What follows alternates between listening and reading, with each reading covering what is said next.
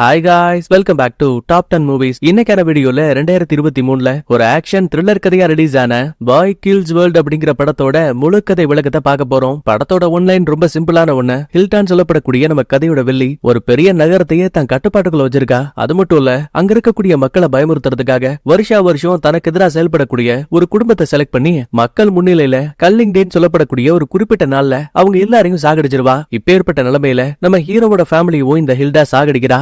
ஆனா எப்படியோ உயிர் பழைச்ச ஹீரோ கடைசியில இந்த ஹில்டாவை பழி வாங்குறதுக்கு எந்த எல்லைக்கு போறான்? தனி ஒரு மனுஷனா ஹில்டாவோட கட்டுப்பாட்டுக்குள்ள இருக்க இந்த லிவியன் நகரத்தை காப்பாத்தினானா இல்லையாங்கிறத ரொம்ப சூப்பரா சுவாரஸ்யமா சொல்லிருப்பாங்க. சோ ஆரம்பத்துல இருந்து கடைசி வரைக்கும் ஃபுல்லா பாருங்க. தயவு செஞ்சு வீடியோவை லைக் பண்ணிட்டு இப்பதான் நம்ம சேனலுக்கு புதுசா வந்திருக்கீங்கன்னா சப்ஸ்கிரைப் பண்ணிட்டு பக்கத்துல இருக்க பெல் பட்டனை பிரஸ் பண்ணி ஆளுங்கிற ஆப்ஷனை செலக்ட் பண்ணிக்கோங்க. அப்பதான் அடுத்தடுத்த வீடியோக்குள்ள அப்லோட் பண்ணும்போது டக்குன்னு அது உங்களுக்கு நோட்டிபிகேஷனா வரும். அப்படியே லாஸ்டா நீங்க யாரோட ஃபேனுங்கிறத கமெண்ட்ல சொல்லிட்டு வாங்க இப்ப டைரக்டா கதைக்குள்ள போலாம். ஓப்பனிங் சீன்லயே சின்ன வாய்ஸ் பிளே ஆகுது. இந்த மாதிரி எங்களோட லிவியன் நகரம் அது ரொம்ப பெருசெல்லாம் கிடையாது. ஆனா ஹில்டா எங்க ஒட்டுமொத்த நகரத்தையும் தான் கைக்குள்ள கொண்டு வந்தா. கல்லிங்னு சொல்லப்படக்கூடிய ஒரு சின்ன விழாவை நடத்தி மக்கள் முன்னிலையில தன்னை எதிர்க்கக்கூடிய ஆளுங்களை இந்த ஹில்டா கொல்ல ஆரம்பிச்சா. இதே மாதிரியே கொஞ்சம் கொஞ்சமா மக்கள் மனசுக்குள்ள இந்த ஹில்டா பயத்தை விதைச்சா. ஆனா எதிர்பாராத விதமா என்னோட அம்மா ஹில்டாவை எதிர்த்ததால என் கண்ணு முன்னாடியே அம்மாவையும் தங்கச்சியவும் கொன்னா. அது மட்டும் கிடையாது, என்னோட ஒரு பக்க காதை செவிடாக்கி என் நாக்க அறுத்து என்னையும் சாகடிக்க ட்ரை பண்ணா. கரெக்டா அப்பா அந்த இடத்துக்கு நம்ம ஹீரோவோட நைனா வந்துட்டாரு. இவரை ஷார்ட்டா ஷாமன்னு மைண்ட்ல வச்சுப்போம். சுத்தி இருந்த அல்ல கைகளோட கதையை முடிச்சுட்டு நம்ம ஹீரோவை காப்பாத்திட்டு காட்டுக்குள்ள வந்துட்டாரு. எப்படியாச்சும் தாமாவையும் தங்கச்சியும் சாகடிச்சா அந்த ஹில்டாவை திரும்ப பழி வாங்கணுங்கிறதுக்காக ஷாமன் ஒவ்வொரு நாளும் நம்ம ஹீரோவுக்கு கடினமான பயிற்சிகளை கொடுத்தான். கொட்டுற மலையில குழிய தோண்டி அதுக்குள்ள இந்த ஹீரோவை படுக்க வச்சு மொத்தமா மண்ணை போட்டு மூடிட்டான். காலையில விடியுது, துளி கூட ஓய்வு இல்லாம மூங்கில் குச்சிகள்ல பாக்ஸிங் பயிற்சி எடுக்கணும். அதை முடிச்சதுக்கு அப்புறமா செங்குத்தான மேட்டு பகுதியில ஒரு பெரிய கல் சிலைய நம்ம ஹீரோ தனியா உருட்டணும். அப்புறம் துப்பாக்கி பயிற்சி. ஒவ்வொரு நாளுமே ஹீரோவுக்கு தான் தங்கச்சியான மினாவோட ஞாபகம் மட்டும்தான் வந்துகிட்டே இருக்கும். கொடுமைக்குன்னு இந்த ஷாமன் வேற பக்கத்துல உட்காந்து பாங் அடிச்சிட்டு இருப்பான். சோ அந்த புகையை இப்ப ஹீரோ ஸ்மெல் பண்ணதால நிறைய வித்தியாசமான இல்யூஷன் தெரியும். அதாவது அந்த ஷாமன் வாய்க்குள்ள இருந்து ஒரு கை வர மாதிரியும், அடுத்து அந்த ஷாமனோட பற்கள் எல்லாம் கீழே விழுந்த அதுங்களுக்கு உயிர் வந்து ஓடுற மாதிரியும், கண்கள் ரெண்டும் கோலி குண்டு மாதிரி தாவி வெளியில வந்து ஓடுற மாதிரியும் இவனுக்கு தெரியும். இப்படியே சில பல மாதங்கள் போக குழந்தையான ஹீரோ எத்தனை முறை அடி வாங்கி கீழே விழுந்தாலும் கூட மன தைரியத்தால திரும்ப திரும்ப எழுந்து ஷாமன் கூட சண்டை போடுவான். வருஷங்கள் கடந்தோட சின்ன பையனா இருந்தவன் இப்ப பெரிய பையனாயிட்டான். ஏன் ஷாமனையே எதிர்க்கிற அளவுக்கு இப்ப ஹீரோ ரொம்ப டேலண்டான ஒரு ஆளா மாறிட்டான். ஆனா என்னதான் இவ்ளோ பிளஸான விஷயங்கள் இருந்தாலும் கூட ஒரே ஒரு மைனஸ், அடிக்கடி ஹீரோ தான் தங்கச்சியான மீனா பத்தி யோசிச்சுக்கிட்டே இருப்பான். இப்ப கூட பாருங்க, இவன் மெடிடேஷன் தான் பண்ணிட்டு இருப்பான். ஆனா தங்கச்சி பக்கத்துல உட்கார்ந்து இருக்க மாதிரி இல்யூஷன் தெரியுது. ஆக்சுவலா இப்ப அந்த லிவியான் நகரம் இருக்குல்ல, அதை விட்டு ரொம்பவே தள்ளி இருக்கக்கூடிய காட்டுக்குள்ளதான் இந்த ஷாமனும் ஹீரோவும் வாழ்ந்துட்டு இருக்காங்க.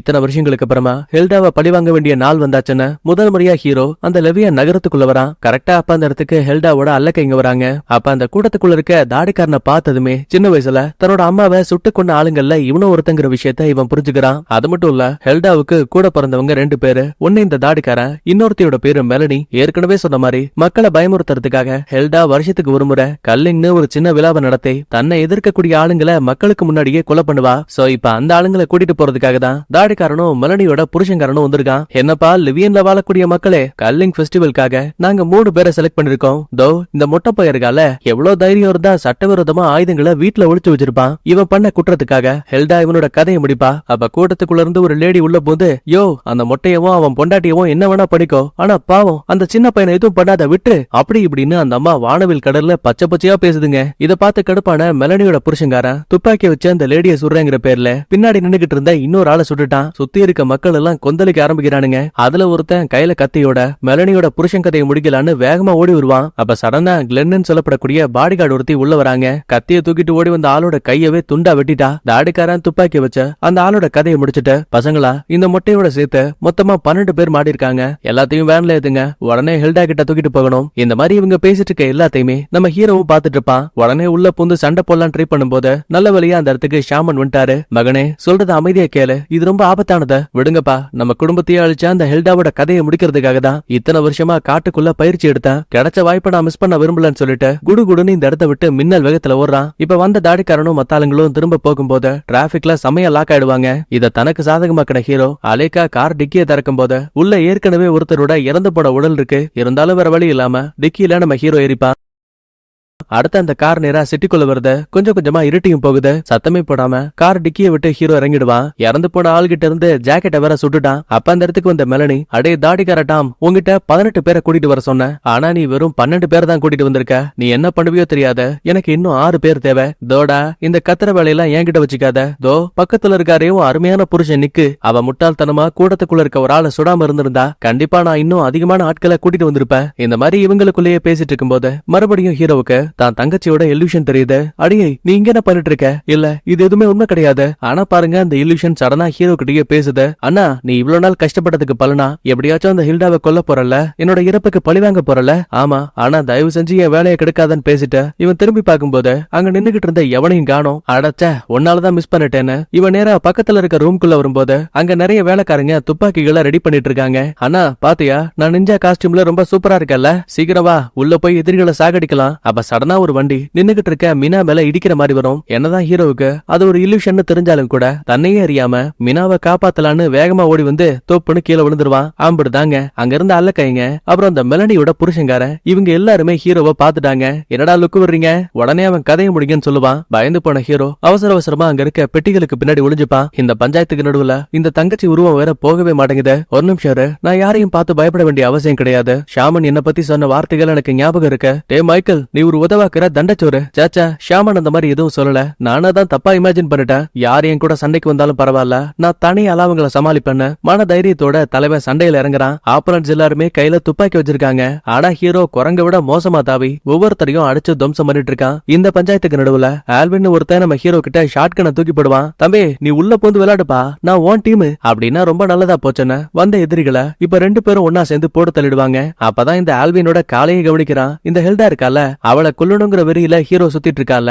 ஆக்சுவலா அதே மாதிரிதான் இந்த ஆல்வினும் உள்ள வந்திருக்கான். ஆனா பாவம், காவலாளிங்க இவனை வசமா பிடிச்சிட்டானுங்க. அதுக்கப்புறமா கால்ல இருக்க விலங்கு ரிமூவ் பண்ணிட்டு இங்க இருந்து கிளம்பலாம் ட்ரை பண்ணும்போது இன்னொரு காவலாளி கையில பெரிய துப்பாக்கியோட ஓடி வராங்க. பாரபட்சமே இல்லாம நம்மால அட்டி புரட்டி எடுக்கிறாங்க. ஆனா அப்ப கூட அந்த கண்ணாடிக்காரன் சும்மா கிடையாது. எவ்வளவு அடிபட்டு கீழே விழுந்தாலுமே திரும்ப திரும்ப சண்டைக்கு வந்துகிட்டே இருக்கான். ஒரு கட்டத்துல கடுப்பான நம்மால பட்டாக்கத்திய வச்ச அவனோட ஒரு பக்க கை அப்புறம் காலையும் துண்டா விட்டிருவான். இப்ப லாஸ்டா இருக்கக்கூடியது அந்த மெலடியோட புருஷங்காரன் மட்டும்தான். அவன் துப்பாக்கி வச்சு ஹீரோவை சுடலாம் ட்ரை பண்ணுவான். ஆனா அதுக்குள்ளேயே ஆல்வின் உள்ள போந்த கரெக்டா அந்த நிக்கோட கால்ல ஒரு ஷாட். அடே ஹீரோ தம்பி, அவசரப்பட்டு இவனை கொன்றாத, இவனுக்கு மட்டும்தான் அந்த ஹெல்டா எங்க இருக்கான்னு தெரியும். கையில ஒரு இரும்பு பெட்டியை தூக்கிட்டு உண்மையை சொல்ல, இல்லனா உன்னை கொன்றுவேன் மிரட்டுவானுங்க. பயத்துல நிக்கும் அந்த ஹெல்டா கல்லிங் ஃபெஸ்டிவலோட சேர்த்து ஒரு டிவி ஷோவும் பண்ண போறா. வருஷம் கல்லிங் ஃபெஸ்டிவல் நடக்கிறதுக்கு முன்னாடி நாள் நைட்டு அவ தன்னோட ஸ்பான்சர்ஸ்க்கெல்லாம் ஒரு பெரிய ட்ரீட் வைப்பா. இங்க இருந்து வடக்கு திசையில போனீங்கன்னா காட்டுக்குள்ள அவளுக்குன்னு ஒரு மேன்ஷன் இருக்கு. இந்த மாதிரி பையன் உண்மையெல்லாம் சொல்லிட்டு இருக்கும் போதே தெரியாதனமா இந்த ஆல்வின் கையில வச்சிருந்த அந்த இரும்பு பெட்டிய மண்டையிலேயே போட்டான். சல்லி சல்லியா மூஞ்செல்லாம் செதஞ்சு போயிடும். அடா பாவி, இதுக்கே அத மூஞ்சி மேல போட்ட?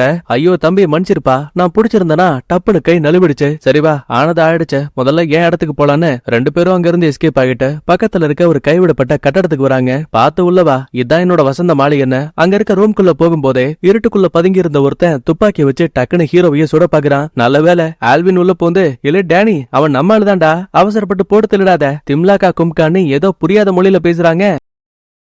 ஆக்சுவலா ஆல்வினுக்கு மட்டும்தான் இந்த மொழி புரியும். நம்ம ஹீரோவால பேசவும் முடியாது, ஒரு பக்க காது மட்டும் தான் கேட்கும். அதனாலேயே பையன் பேய் அடிச்ச மாதிரி இவங்க பேசுறத கேட்டுட்டு இருக்கான். டேனி, நம்ம டீமுக்கு என்னாச்சு? டம்பிளக்க டும்பா கிம் பிளக்க டிம்பா. ஐயோ, அப்படின்னா என்னோட காதலி ஏஞ்சலாவோட நிலைமை ஜம்பிளிக்கா கும்பி. ஐயோ, என் ஆளு என்ன விட்டு போயிட்டான்னு பையன் கட்டி பிடிச்சு ஓன்னு அழுறான். ஆனா ஹீரோவுக்கு ஆல்வின் குரங்கோட வாய்ஸ்ல அழுகிற மாதிரி சத்தம் கேக்குது. டேனி, இவ்வளவு நாளா அந்த ஹெல்டா நம்மள எவ்வளவு ஆட்டி படைச்சிருக்கா. ஆனா இதுக்கப்புறம் இந்த லிவியா நகரத்தை நாம தான் அவகிட்ட இருந்து காப்பாத்த போறோம். எப்படின்னு யோசிக்கிறியா? தோ இங்க நிக்கிறான் பாரு சின்ன பையன். ஆளு பாக்க வேணா வயசுல கம்மியா இருக்கலாம், ஆனா அட்டிக்கிற அட்டி ஒண்ணும் சும்மா இட்டி மாதிரி இருக்கு. தனி ஆளா அந்த ஹெல்டாவோட பேஸ்ல இருந்த எல்லாத்தையும் இவன் போட்டு தள்ளிருக்கான். இதுக்கு மேலயும் வெயிட் பண்ண வேண்டிய அவசியம் கிடையாது. நேரா காட்டுக்குள்ள இருக்க அந்த ஹெல்டாவோட மேன்ஷனுக்கு போறோம். அங்க இருக்க ஒட்டுமொத்த பேரோட கதையை முடிச்ச லிவியோ நகரத்தை ஒரு சுதந்திரமான ஊரா மாத்த போறோம். அதுக்கப்புறமா ஒரு மீட்டிங் போடுறாங்க. தபர் ஹீரோ ஹெல்டாவோட பாதுகாப்புக்காக ஒரு 4 பேர் இருக்காங்க. ஒன்னு அவளோட அண்ணன்காரன் டாம், 2வது மெலனி, 3வது அவளோட புருஷன்காரன். ஆனா இனிமே அவனை பத்தி கவலை கிடையாது, ஏன்னா அவன் தலையை நம்ம தான் நசுக்கிட்டோம்ல,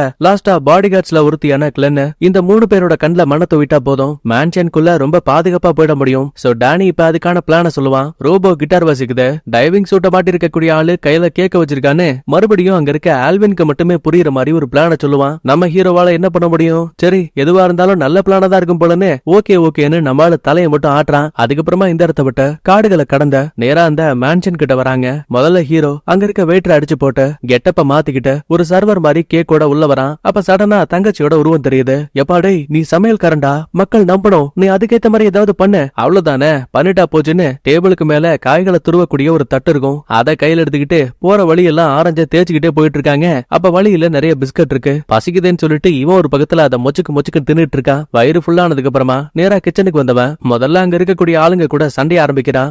அவன் கையில கத்தி கடப்பாரன்னு எல்லாத்தையும் தூக்கிட்டு வருவான். ஆனா ஹீரோ பாருங்களேன், காய்கறி துருவக்கூடிய தட்டை வச்சு ஏதோ மூஞ்சில பிளேடு மாதிரி மார்க் போட்டுட்டு இருக்காங்க. என்னதான் ரொம்ப இன்ட்ரெஸ்டிங்கான ஒரு ஸ்டோரியா இருந்தாலும் கூட ஒரு சில சீன்லாம் ரொம்ப காமெடியா தான் எடுத்து வச்சிருப்பாங்க. அதுக்கப்புறமா கிச்சனை விட்டு வெளியில வரும்போது முன்னாடியே ஹில்டா அப்புறம் அவ கூட ஒரு சில ஸ்பான்சர்ஸ் எல்லாம் ஒன்னா உட்காந்து சாப்பிட்டுட்டு இருப்பாங்க. தக்காளி இதாண்டா சரியான சான்ஸ்னு ஹெல்டாவோட கழுத்தை பார்த்து ஒரு வெட்டு, தலையே துண்டா கலண்டு விழுந்துரும். என்னோட எதிரியை நான் கொண்டுட்டேன்னு ஹீரோ சந்தோஷப்படுவான். ஆனா அந்த டைனிங் டேபிள்ல இருக்க யாருக்குமே முகத்துல பெருசா ரியாக்ஷனே இல்ல. ஒரு சந்தேகத்துல வெட்டப்பட தலையெடுத்து அது யாரன் முகத்தை பார்க்கும்போது தான் பயபலுக்கு சம ஷாக்கு. ஏன்னா இவன் வெட்டினது ஹெல்டாவே கிடையாது, வேற ஒரு லேடி. அப்பதான் கரெக்டா தாடி கரட்டாம் கையில துப்பாக்கியோட உள்ள வரான். அட என்னப்பா தம்பி, எங்களை பார்த்தா என்ன முட்டாள் மாதிரி தெரியுதா? இந்த ஹெல்டாவோட மேன்ஷன்ல கல்லிங் பார்ட்டி வைக்கும் போது கண்டிப்பா ஹெல்டாவை யாராவது கொல்ல வருவாங்கன்னு சொல்லிட்டு நாங்க இந்த மாதிரி ஒரு போலியான ஆக்டர்ஸ் செட் பண்ணோம். சொல்ல போனா நீ அந்த ஆக்டர்ல ஒரு ஆளை தான் கொண்டிருக்க. ஒழுங்கா உன் கையில வச்சிருக்க கத்தியை கீழே போட்டுட்டு சரண்டர் ஆக. இருந்தாலும் ஹீரோ சும்மா கிடையாது. அசந்த நேரத்துல டாம் கையில இருந்து துப்பாக்கி பிடிங்கி இப்ப அதான் அந்த பயலோட தலையிலேயே வைக்கிறாங்க. ஐயோ தம்பி, நல்ல புள்ளைய துப்பாக்கியை கீழே போடு, இல்லனா அதுவே உனக்கு பிரச்சனை ஆயிடும். என்ன இந்த ஆளு புரியாம பேசிட்டு இருக்கான்னு ஒரு குழப்பத்தோடைய லைட்டா திரும்பி பார்த்தா பின்னாடி இந்த கிளென் வந்து நிக்கிறா. ஓங்கி மண்டையிலேயே ஒரு போடு. உடனே டாமோ, ஏமா இனிமே நீ ஆச்சு அந்த ஹீரோ வாச்சுன்னு சொல்லிட்டு இவன் அங்க இருந்து கிளம்பிடுதுமே. இப்ப கிளென்னுக்கும் ஹீரோவுக்கும் செமையா சண்டை போகுது. என்னதான் இந்த கிளென் ஒரு பொண்ணா இருந்தாலும் கூட அடிக்கிற அடி ஒண்ணும் சும்மா பட்டாசா இருக்குது. சொல்ல போனா ஹீரோவாலேயே சமாளிக்க முடியல. ஒரு இடத்துல ஒரு கம்பி எடுத்த கரெக்டா அவளோட தலையை பார்த்து அடிக்கும் போது ஹெல்மெட் தனியா கீழே விழுந்துரும். என் முகத்தையே நீ பாத்துட்டியான்னு அந்தரங்க பாகத்துல ஒரு குத்து. ஐயோன்னு கத்திக்கிட்டே பையன் கைய வைக்க இதான் சாக்குன ஹீரோவா மாடியில இருந்து கீழே தள்ளி விட்டுருவா. அங்க இருக்க டேபிள்லாம் உடைச்சபடி நம்ம ஹீரோ அதே இடத்துல மயங்கிடுவான். அப்பதான் வில்லியான ஹெல்டா ஹீரோவோட ஃபேமிலியை கொண்டுட்டு ஹீரோவையும் கொல்லலாமே ட்ரை பண்ணும்போது ஷாமணிவனை காப்பாத்திருப்பான்ல. சோ அதெல்லாம் ஒரு சின்ன இல்யூஷனா வந்து போகுது. அடுத்த கொஞ்ச நேரத்துக்கு அப்புறமா கண்ணம் விழிக்கும் போது முன்னாடி அந்த கிளென் நிக்கிறா. நீ ரொம்ப நல்லா சண்டை போட்ட, ஆனா இந்த தற்காப்பு கலையெல்லாம் சொல்லி கொடுத்தது அது அந்த ஷாமன் தானே. இப்ப அவன் எங்க இருக்கான்? இந்த பாரு கிளென், நீ ரொம்ப கோவமா இருக்க, நீ இங்க இருந்து போ, நான் இதை பாத்துக்கிறேன். அப்ப மறுபடியும் டாம் ஒழுங்கா அந்த ஷாமன் இருக்க இடத்த சொல்ல ஒன்ன நாங்க உயிரோட விட்டுருவோம்னு சொல்லுவான். நம்மால இந்த டாம் சொன்ன எதையும் காது கொடுத்து கூட கேட்கல. கோவத்துல கண்ணங்கண்ணமா அரையுறாங்க. அப்பதான் இந்த மெலனி உள்ள வரா. ஓ நீதானா அத?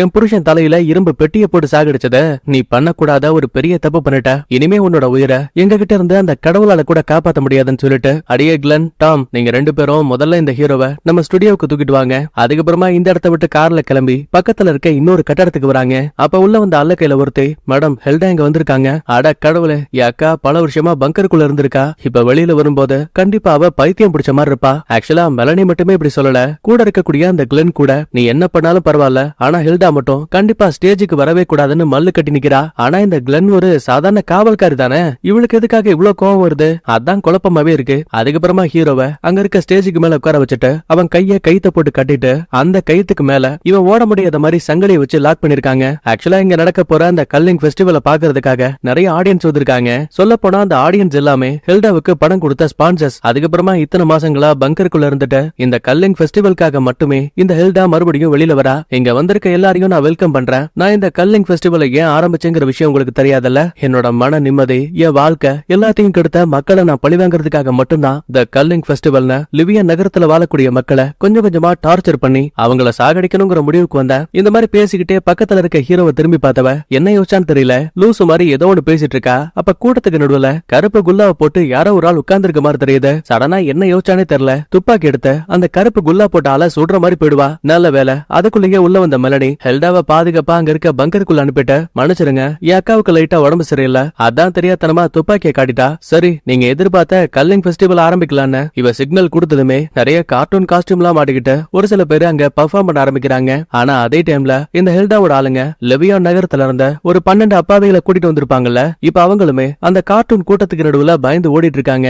ஆரம்பத்துல ரொம்ப அமைதியா இருந்த பயப்புள்ளைங்க திடீர்னு பட்டா கத்திய வச்சோம், கூர்மையான கம்பிகளை வச்சோம் லிவியா நகரத்தை சேர்ந்த மக்களை ரொம்ப கொடூரமா அட்டாக் பண்ண ஆரம்பிக்கிறாங்க.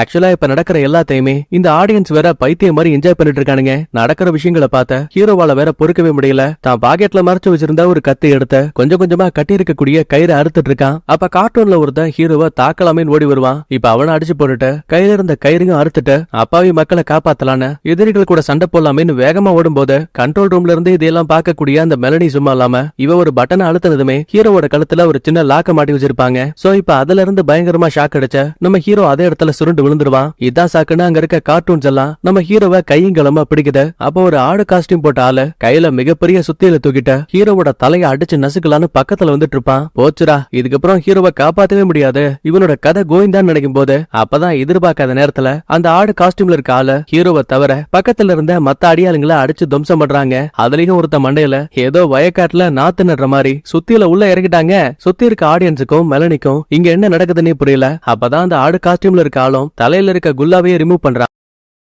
பார்த்தா அது நம்மளோட ஆல்வின். வரும்போது தலைவன் சும்மா வரல, உதவிக்காக டேனிய வர கூட்டிட்டு வந்திருக்கான். அவன் ஒரு பக்கத்துல கண்ணு அப்படின்னா எதிரிகளை சுட்டு தள்ளிட்டு இருக்கான். யோ, நீ எப்படி இங்க வந்தன்னு ஹீரோ சைன் லாங்குவேஜ்ல கேட்பான். அட சும்மா காமெடி பண்ணாத தம்பி, டேனி தான் உங்ககிட்ட பிளான சொன்னால, நீயும் பிளானுக்கு ஏத்த மாதிரியே தாடிக்காரனையும் கிளனையும் டைவர்ட் பண்ண இந்த சின்ன கேப்ல அந்த ஹெல்டாவோட அடியாளுங்களை அடிச்சு போட்ட அவங்க கையில இருந்த என்ட்ரி கார்டை நாங்க வாங்கிட்டோம். உண்மையை சொல்ல போனா ஒரு வேன்ல நீ இந்த ஸ்டுடியோக்கு வந்திருப்பல, அந்த வேனை ஓட்டிட்டு வந்த ஆளுங்களே நாங்க தான். கவலைப்படாதப்பா, இது எல்லாமே நம்ம திட்டத்துல ஒரு பகுதி. ஆனா ஹீரோவுக்கு தான் தெரியும் டேனி பேசினது ஒரு இளவு கூட இவனுக்கு புரிஞ்சிருக்காது. அதுக்கப்புறமா டேனி ஹீரோவோட கையில ஒரு சின்ன ஷீல்ட குடுக்குறான். வா, இன்னைக்கு இங்க இருக்க மொத்த பேரோட கதையவும் முடிக்கலான்னு எதிரிகள் கூட ஆளுக்கு ஒரு பக்கத்துல பயங்கரமா சண்டை போடுறானுங்க. ஆக்சுவலா ஹீரோவோட கையில மாட்டி இருக்கக்கூடிய அந்த ஷீல்ட் இருக்குல்ல, அது சாதாரணமா எதிரிய குத்துறதுக்காக மட்டும் கிடையாது. ஒவ்வொரு முறையும் ஹீரோ யார பார்த்து அட்டாக் பண்றானோ அப்பெல்லாம் அந்த ஷீல்டுக்குள்ள இருந்து ஆட்டோமேட்டிக்கா துப்பாக்கியில இருந்து தோட்டா வர மாதிரி ஒரு புல்லட் வெளியில வந்து எதிரி உடம்ப பஞ்சர் பண்ணிடும். இப்ப நடக்கிற எல்லாத்தையுமே மெலனி கண்ட்ரோல் ரூம்ல இருந்து பாத்துட்டு இருக்கா. அப்ப உடனே தாடிக்கார டாம கூப்பிட்டு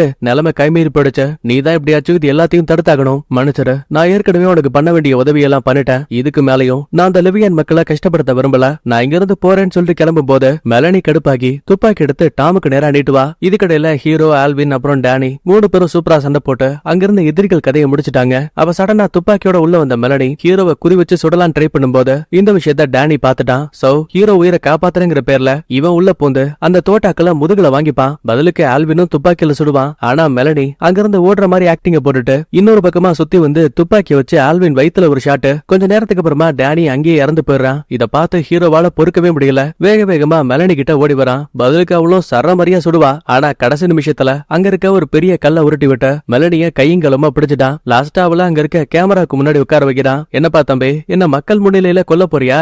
தாராளமா கொண்டுக்கோ, அத பத்தி எனக்கு எந்த கவலையும் கிடையாது. ஆனா ஹீரோ இவ பேசின எதையுமே கண்டுக்காம நேரா கேமரா கிட்ட வரான். பொறுமையா அந்த கேமராவை ஃபுல்லா பேக்ல இழுத்துட்டு சடனா வேகமா முன்னாடி தள்ளிட்டு வந்த மெலனி மூஞ்சிலேயே ஒரு ஏத்து. ஆக்சுவலா கேமராவை முன்னாடியும் பின்னாடியும் நகர்த்துறதுக்காக ஒரு சின்ன கூர்மையான கம்பி இருக்கும். சோ அந்த கம்பி இப்ப மெலனி முகத்துல தாறுமாறா குத்துனதால பாவம் சம்பவ இடத்துலயே அவளோட கதை முடிஞ்சு. கடைசியா மிச்ச மீதி உயிரோட ஆல்வின் இருக்கான். சோ அங்க இருக்கக்கூடிய சின்ன சின்ன ஆயுதங்களை தூக்கிட்டு ஹெல்டாவோட கதையை முடிக்கலான்னு பங்கர் கிட்ட போவாங்க.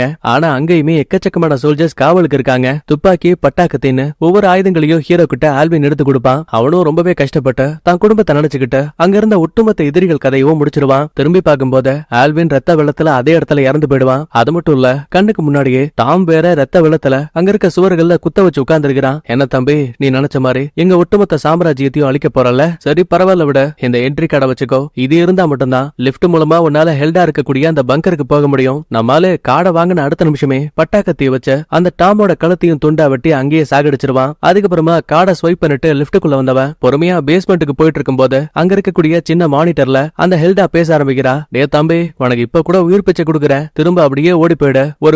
ஒருவேளை பங்கருக்குள்ள மட்டும் உன்னோட கால் பட்டுச்சு அப்படின்னா உன்னை நானே நினைச்சாலும் காப்பாத்த முடியாத. சரி அதை கூட விட்டு தள்ள, நீ தனி ஆளா எதுக்காக என்ன அழிக்க பாக்குற? பதிலுக்கு ஹீரோவும் தன் பாக்கெட்ல சின்ன வயசுல இவனோட தங்கச்சி மீனா ஒரு டிராயிங்க வரைஞ்சிருப்பா. சோ அதை எடுத்து அங்க இருக்க கேமரால காட்டுவான்.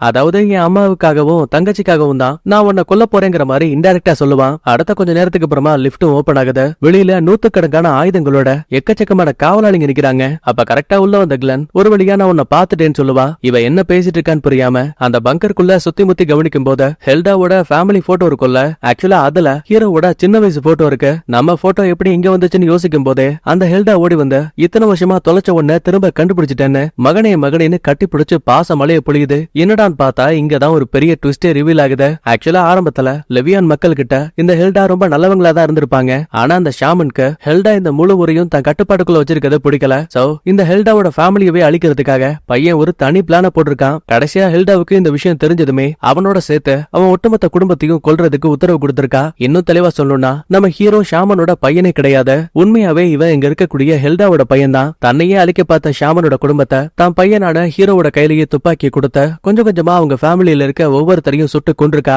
கடைசியில ஷாமன உன் கையால நீயே சுட்டு கொல்லுன்னு சொல்லும் போது பயந்து போன ஹீரோ கண்ணை முடிக்கிட்டு கண்ணாபுனான்னு சுட்டிருக்கான். இந்த சின்ன கேப்ல ஷாமன் அங்கிருந்து எஸ்கேப் ஆகி காட்டுக்குள்ள ஓடி இருப்பான். தன்னோட குடும்பத்தையே ஹீரோவோட கையால அழிச்ச இந்த ஹெல்டாவை பழி வாங்கணும் அப்படின்னா அந்த ஹெல்டாவோட பையனை வச்சு ஹெல்டாவோட குடும்பத்தையே அழிக்கணும்னு சொல்லிட்டு ஷாமன் ஒரு பிளான் போட்டிருக்கான். முதல்ல யாருக்கும் தெரியாம ஹீரோவை கடத்திட்டு வந்தவன் ஹீரோ சின்ன பையங்கிற விஷயத்தை புரிஞ்சுக்கிட்டு கொஞ்சம் கொஞ்சமா இவனுக்கு போதை மருந்த கொடுத்த உன்னோட அப்பா நான் தான், என்னோட மனைவி தான் உன்னோட அம்மா, உனக்கு மினான் சொல்லப்படக்கூடிய ஒரு தங்கச்சி இருந்தா ஹெல்டா தான் நம்ம குடும்பத்தையே அழிச்சான்னு கொஞ்சம் கொஞ்சமா ஹீரோவை நம்ப வச்சிருக்கான். அது மட்டும் கிடையாதுங்க, ஹீரோவோட நாக்கு அறுத்த அவனோட ஒரு பக்க காதை செவிடாக்கி இந்த மாதிரி ஒன்னு ஆளாக்குனது ஹெல்டா தான் மறுபடியும் பழிய தூக்கி அம்மா மேலேயே போட்டிருக்கான். சோ இப்பதான் ஹீரோவுக்கு ஷாமன் தாங்கிட்ட சொன்ன எல்லாமே பொய்ங்கிற விஷயம் புரிய வருது. அதுக்கப்புறமா ஹெல்டாவும் கிளென்ன முன்னாடி கூட்டிட்டு வந்து இவ யாருன்னு தெரியுதா, உன்னோட கூட பிறந்த தங்கச்சி அதான்டா மீனா, நீ எப்ப தொலைஞ்சு போனியோ அந்த நாள்ல இருந்து உன்னை விடாம தேடிக்கிட்டே இருக்கா. நான் கூட ஒரு இடத்துல நீ இறந்து போயிருப்பன்னு முடிவே பண்ணிட்டேன். ஆனா உன் தங்கச்சி எப்படியாச்சும் உன்னை தேடி கண்டுபிடிக்கணும்னு தான் பேரையே மாத்திக்கிட்டு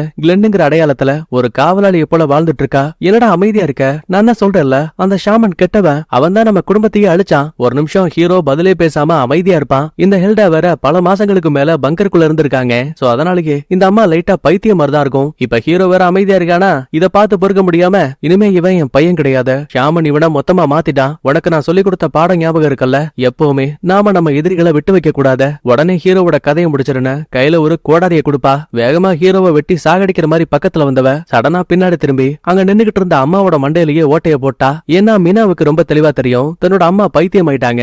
அதனாலதான் இந்த அம்மா மாத்தி மாத்தி பேசிட்டு இருக்கு. அதுக்காக எல்லாம் நம்ம அண்ணனை கொல்லக்கூடாதுன்னு சொல்லிட்டு அம்மாவையே போட்டு தள்ளிருக்கா. ஆனா எதா இருந்தாலும் வெளியில போய் பேசிக்கலாம், நம்ம உள்ள வந்தோம்ல அது மட்டும் தான் வெளியில போறதுக்கான ஒரே ஒரு பாதை. வா ரெண்டு பேரும் ஒன்னா சேர்ந்து எதிரிகள் கதையை முடிக்கலான்னு ஈவு இறக்கமே இல்லாம ஒவ்வொருத்தனையும் பொழந்து கட்டுறானுங்க. அப்ப ஒருத்தன் என்னடான்னா பெரிய மிஷின் கண்ணை தூக்கிட்டு நேரா முன்னாடி வந்துட்டு இருக்கான். ஹீரோவும் தங்கச்சியும் தங்களால முடிஞ்ச வரைக்கும் ஒரு ஆள ஒரு சின்ன ஷீல்டு மாதிரி கவர் பண்ணிட்டு பொறுமையா பக்கத்துல போறாங்க. அப்போ ஒரு இடத்துல தங்கச்சி அட்டாக் பண்ணலான்னு மிஷின் கண்ணை திருப்புவான். நல்ல வேலையா இத பார்த்த ஹீரோ அந்த காவலாளியை போட்டு தள்ளிட்டு நேரா லிப்டுக்குள்ள ஏறிட்டாங்க. அண்ணா நான் உன்னை ரொம்ப மிஸ் பண்ண, நான் உன்னை திரும்ப பாப்பேன்னு கூட எதிர்பார்க்கல. திரும்ப பதில் எதுவுமே பேச முடியாம ஆனந்த கண்ணீரோட லிப்ட விட்டு ரெண்டு பேரும் வெளியில வராங்க. ஆனா பாருங்க அங்க ஏற்கனவே எக்கச்சக்கமான காவலாளிங்க இறந்து போயிருக்காங்க. யார் இதையெல்லாம் பண்ணிருப்பாங்கன்னு சுத்தி முத்தி கவனிக்கும் போது முன்னாடி அந்த ஷாமன் வந்து நிக்கிறான். உடனே ஹீரோவும் நீங்க எதிர்பார்த்த மாதிரி அந்த ஹெல்டாவோட ஒட்டுமொத்த ஃபேமிலியும் அழிஞ்சிட்டாங்க. இதுக்கப்புறம் இங்க சண்டை போட்டு தோக்கடிக்க யாரும் கிடையாது. முதல்ல வாங்க இங்க இருந்து கிளம்பலாம். முடியாது, நான் கொல்ல வேண்டிய இன்னும் ஒருத்தர் இருக்காங்க. அது வேற யாரும் இல்ல, உன் பக்கத்துல இருக்க மீனா தான். அண்ணா என்ன உங்ககிட்ட இருந்து பிரிச்ச இவனை நான் சும்மா விட மாட்டேன்னு முதல்ல தனியாலா தங்கச்சி சண்டைக்கு போறா. ஆனா இந்த ஷாமன் சும்மா கிடையாது. அப்பனுக்கு அப்பன் சுப்பனுக்கு சுப்பன் ஒரு பொண்ணுன்னு கூட பாரபட்சம் இல்லாம அவளை அட்டி அடி நடிச்சு லாஸ்டா அவ கழுத்தை உடைச்சு சாகடிக்கலாம் ட்ரை பண்ணும் போது இவ்வளவு நேரமா அமைதியா இருந்த ஹீரோ மறுபடியும் தன்னோட தங்கச்சியை இழந்துருவோங்கிற பயத்தாலேயே ஓடி வந்து ஷாமன் கழுத்துல ஒரு உத. ஓ உன் தங்கச்சிக்கு நீ காவலா அப்படின்னா உன் கதையும் சேர்த்து முடிக்கிறேன்னு ஷாமன் தனியாளா இப்ப ரெண்டு பேர் கூட சண்டை போடுவான். உண்மையை சொல்லப்போனா இவன் ஒரு குங்ஃபு மாஸ்டர். சோ அதனாலேயே இவனை ஒரு அடி கூட அடிக்க முடியல. ஆனா அந்த ஷாமனை பாருங்க ரெண்டு பேரையும் லெப்ட் ரைட்னு புரட்டி எடுத்த ஒரு கட்டத்துல தரையோட சேர்த்து ஹீரோவோட மண்டையில உரட்டி பையன் பேச்சு முச்சு இல்லாம சுருண்டு விழுந்துட்டான். இந்த சின்ன கேப்ல நேரா தங்கச்சி பக்கமா திரும்பினவன் அவ தலையில மாட்டிருக்க ஹெல்மெட்டை மண்டையிலேயே முட்டுறாங்க. அதுல இருந்து உடையக்கூடிய கண்ணாடியவே ஒரு கத்தி மாதிரி கையில எடுத்துக்கிட்டு தங்கச்சி உடம்புல ரண கூடுறமா குத்தி கிழிக்கிறான். ஒரு இடத்துல பாவம் அந்த புள்ள பேச்சு முச்சு இல்லாம மயங்கிடுவா. நம்மளுக்கு என்ன தோணும், ஒருவேளை தங்கச்சி இந்த பைத்தியக்காரன் கொண்டுட்டா போலன்னு முன்ன விட இன்னும் படு வேகமா ஷாமனுக்கு எதிராக சண்டை போடுவான். அந்த ஆளால சமாளிக்கவே முடியல. அப்ப அவரோட கழுத்துல ஒரு மிருகத்தோட நகத்தை லாக்கெட் மாதிரி மாட்டிருப்பாரு. அழைக்கா அந்த நகத்தை தூக்குனவன் ஷாமன் உடம்புல அதை வச்சு கோடு போட்டுட்டு இருக்கான். பதிலுக்கு அவஞ்சமா இருப்பானா அந்த நகத்தையே திரும்ப பிடுங்கி ஹீரோவோட கையை காலை இடுப்புன்னு எல்லா இடத்துலயுமே குத்தி கிழிக்கிறாங்க. ரத்தம் என்னடானா அடிப்பைப்புல தண்ணி வர மாதிரி ஊத்திட்டு இருக்கு. ஆனா சண்டையோட முடிவுல தன்னோட தங்கச்சிய மனசுல நினைச்சுக்கிட்டு ஷாமன் கழுத்து அறுத்து அதே இடத்துல சாகடிச்சிருவான். ஒரு பக்கத்துல ஷாமன் இறந்து போயிட்டான்னு சந்தோஷம் இருந்தாலும் கூட சின்ன வயசுல இருந்தே இந்த ஷாமனை ஹீரோ தன்னோட அப்பாவா நினைச்சிருப்பான். இப்ப அவர் இறந்து போனதால இவனுக்குள்ள ஒரு சின்ன வருத்தமும் இருக்கு. அதுக்கப்புறமா தன்னோட தங்கச்சிக்கு என்னாச்சுன்னு பாக்கும்போது நல்ல வேலை அவளுக்கு இன்னும் மிச்சம் மீதி உயிர் இருக்கு. அண்ணா உன்னால என்ன காப்பாத்த முடியாத, நீயாச்சும் இந்த இடத்த விட்டு தப்பிச்சு போய் உனக்குன்னு ஒரு நல்ல வாழ்க்கைய வாழ. எது மறுபடியும் உன்னை விட்டு போறதா? அதுக்கெல்லாம் வாய்ப்பே கிடையாது. எதுவா இருந்தாலும் பரவாயில்ல, இதுக்கப்புறம் நீயும் நானும் இந்த எதிரிகள் கண்ணுல மாட்டாம ஏதாவது ஒரு ஊருக்கு போயிட்டு நிம்மதியா வாழலாம்னு சொல்லிட்டு பொடிநடையா இங்க இருந்து கிளம்புற மாதிரி காட்டி அப்படியே இந்த இடத்துல சூப்பரா படத்தையும் முடிக்கிறாங்க. நான் சொன்ன இந்த கதை தெளிவா புரிஞ்சிருக்கும்னு நம்புறேன். சரி ஓகே, அடுத்த வீடியோல பார்க்கலாமா? பாய், தேங்க்யூ, லவ் யூ ஆல்.